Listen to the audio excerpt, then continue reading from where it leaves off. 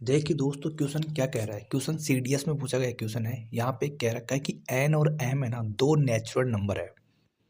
Okay, तो N है ना, वो मान ला कि कोई नेचुरल नंबर है, उसके कुछ डिजिट है। ओके, अब एम के लिए क्या कह रखा है कि जो एन है ना, उसके उल्टा यदि उसके डिजिट को यदि रिवर्स कर दिया जाए तो एम अपन को प्राप्त होता है। उनका दोनों का मल्टीप्लाई कितना है? 252, 252।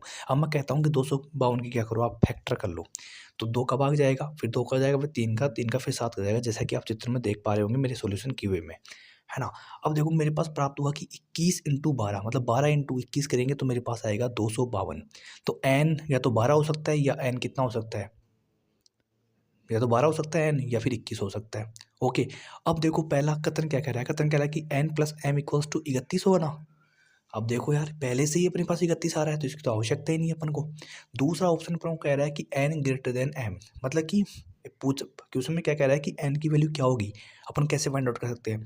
तो बोला है कि एन प्लस एम बराबर 31 होगा, वो तो अपने पास पहले से आ रहा है। लेकिन अपन को डाउट है कि 12 होगा कि 21 होगा, अभी भी सेटिस्फाइड नहीं है अपन। नीचे वाला कथन देखेंगे सेकंड वाला, तो उसमें कह रखा है कि एन ग्रेटर देन एम।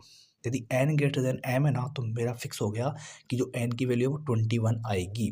तो मतलब कि पहला ऑप्शन सी आएगा, क्योंकि पहले ऑप्शन में क्या कह रहा है कि इन दोनों कथनों में से किसी एक का यूज करके फाइंड आउट किया जा सकता है, लेकिन दूसरे का यूज करके अकेले फाइंड आउट नहीं किया जा सकता। तो मेरा option number A is the correct answer. Okay.